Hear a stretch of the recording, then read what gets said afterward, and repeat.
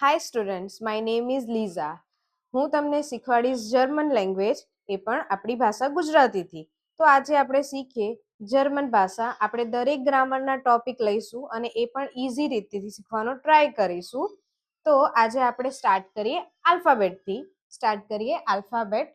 જે ઇંગ્લિશમાં A to Z alphabet હોય છે તે જર્મનમાં પણ છે, પણ પ્રોનાઉન્સિએશન એનું અલગ રીતે છે, એના સાઉન્ડ ડિફરન્ટ રીતે છે.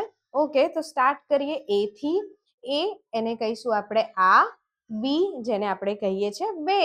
સી તો એને કહીશું સે. ડી એને કહીશું ડે.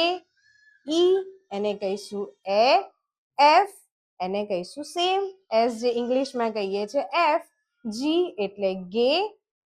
એચ એટલે હા. આઈ એટલે ઈ. આઈમાં સાઉન્ડ ઈ આવશે. જે થોડુંક અલગ છે, જેને આપણે કહીશું યોટ.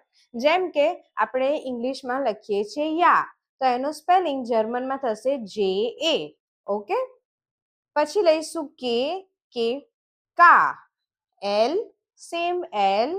એમ એન. ઓ સાઉન્ડ કરશે ઓ. પી પે. ક્યુ કુ. R air.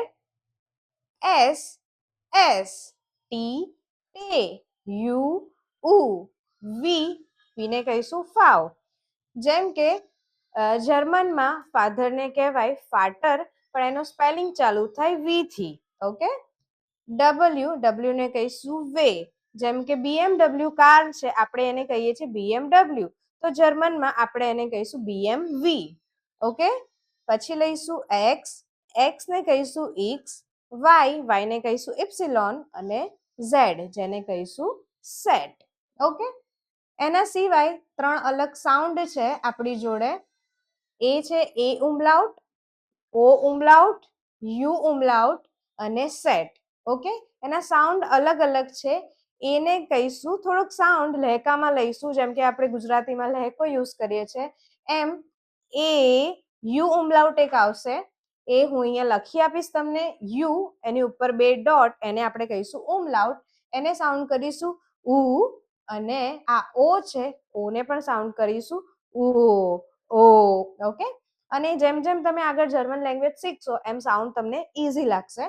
અને આ જે છે બીટા જેવું, એને આપણે કહીએ છીએ જર્મન લેંગ્વેજમાં સેટ. જ્યારે ડબલ એસ હશે ત્યાં સેટનો યુઝ કરીશું.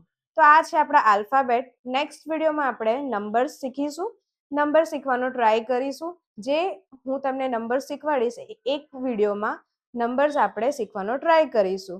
આ વિડીયો વધુ લાઈક કરો, શેર કરો, સબસ્ક્રાઇબ કરો, અને જર્મન લેંગ્વેજ શીખવા માટે નીચે આપેલા કોન્ટેક્ટ નંબર પર તમે સંપર્ક કરો.